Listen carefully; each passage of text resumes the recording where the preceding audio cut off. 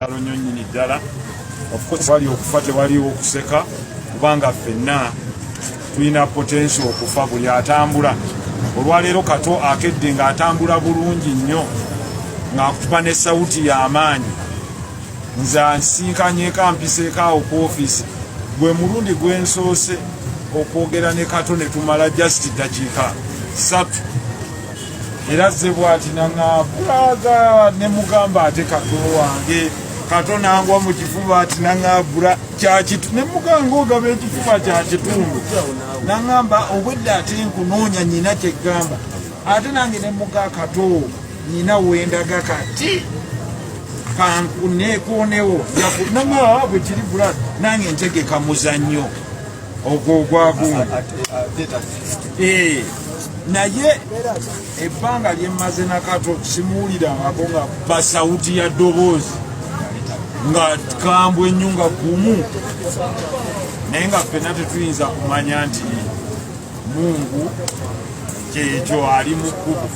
So ffe twawukanye naye essaawa zibadde nga 9 nza okuddamu nga bankubira banzuukusa nti inna lillahi wa inna ilaihi rajiun. Kato takyali ate nga kwe okugera kwa Mungu ffenna kwe tutayinza kuzanyiramu. Allah bw'aba ageze ebisigadde.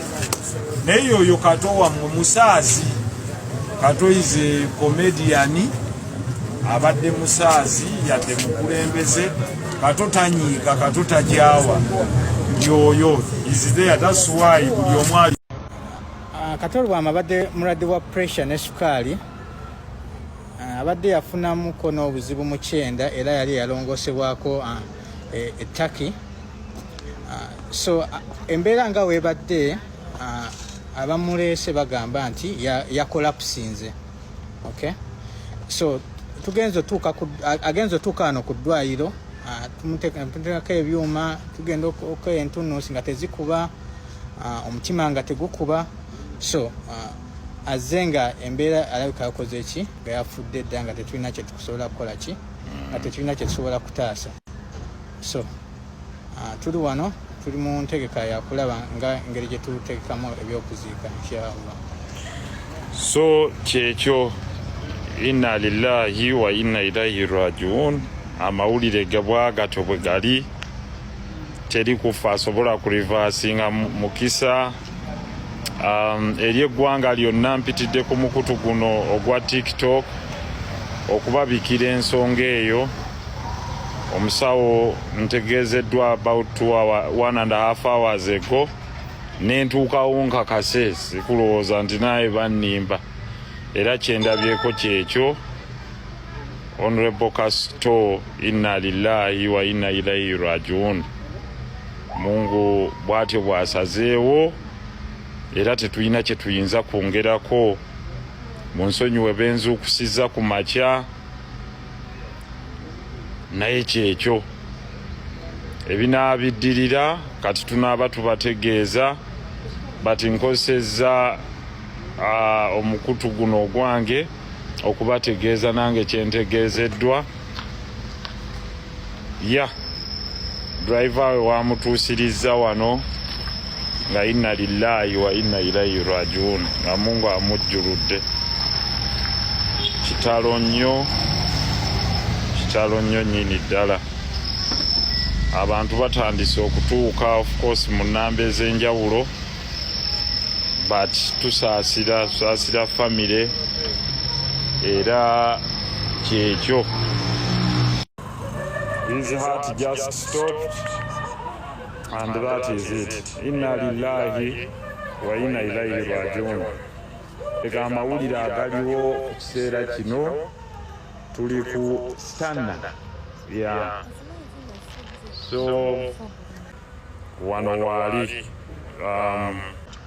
Dr. Shafik kitalo ddala ekyamukwano gwaffe Kato Lubwama.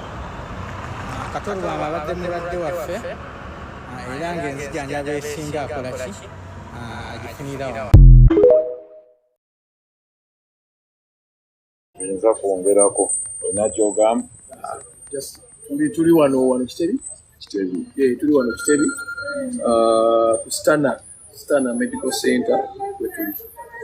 Hello. Promoter. Tuli mu kiseera kya kunyolwa olwa muganda waffe mukulu waffe naye tujja mukwasa Allah kubanga era yateekawo ate era yalina obuyinza ku bulamu bwaffe naye mwenna tusaba tubategeeza tuli wano Kitebi eddwaliro ya Stabua tubadde twewagira era nga bwe tuva eri bayimbi bazannyi ba mizannyo ki munnaffe eddwaliro yaliteeka wano agezezaako okulwana n'obulamu bwa muganda we nekigaana. In fact yakolerawo okoleka video wano abadde amwagala nnyo ng'omukyala Stabua era mu bulamu bwa Stabua Kato baddemu nnyo so bwe tumusanga wano nkakasa nti batera okuba bakoze buli ekisoboka Allah n'asalawo nga bw'asalawo. All right. So ekyo bwe kityo bwe kitambudde tufunira ku shidi bwekityo bwe kiri. At least we are trying to keep in the know. Kitalo ya Rabbi. Kitalo.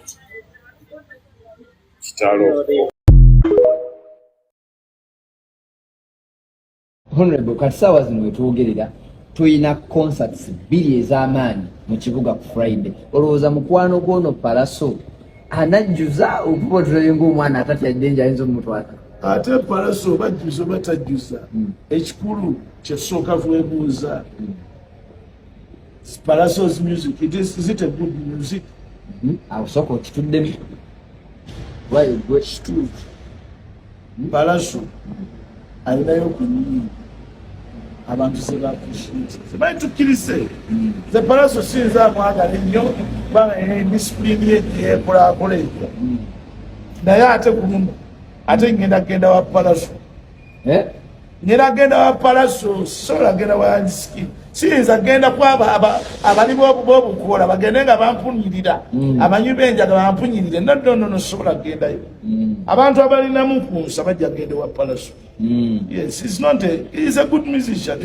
Si muyimbi mubi lwakuba amanyi okuuma erinnya Palaso amanyi okuuma erinnya kubanga erinnya litegeeza ntalo litegeeza controversy yazimanyi ate era sinaba kwekwe muri mu mutima gwange sinaba kulowooza nti Palaso ate si yataddewo Allen Scheme yeshe Allen Scheme ate okuba nga yagipanze n'agiteekawo olowooza nenebeeramu abantu ejja kubeera bonna bajja ate akati kye banoonya abaana abo music eyo gwe bakuba atukontrolinge nga wano era bwe baakola ku Bobi Wine Bebe Cool ne Chameleone mu myaka gy'ekyenda mu 2000 batufuukira ettabu ne bonoona ekintu kyaffe ne bakijjamu indiscipline bakiteekamu indiscipline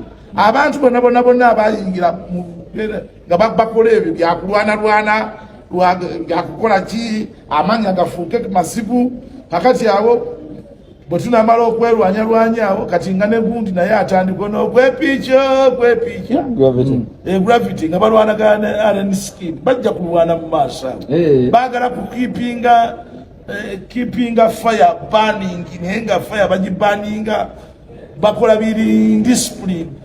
Honorable akayambako okwepiica kakutuuseeko siina kyenkaagalamu nkaagalamu yo okwepiica sibimanyi sikiri na Luganda slogan abantu bebayiyayiya manyi oyo alina omuyimbi gwe yasikira gwe twali tulina edda omuwemuzi Peterson Mutebi naye bwatyo bwe yaleetanga abaana b'emmamba muzina bwabugumida sebase walolololo ono oli mulira ng'abo Peterson awemulira akati nono okwepiica naye bwatyo yasikidde Peterson buli omu abaako ne gwasikira Martin Angumi yali asikidde Jimmy Katumba bato balina Baron Voice balina amaloboozi ago agapeesa amagumu agatambuza ekintu kati gwani yakusikira ate nafudde Bobi Wine ayogera kamiliyoni ayi ate nga bagamba y'omu ku bakabaka ba live mu Uganda ate live etya mugimuwa olabe bwajja okuvuya ono amanyi era miziki omulungi atandikirawo ng'omuwandiika kawandiika kalungi atuyambye n'atwambaza ekkanzu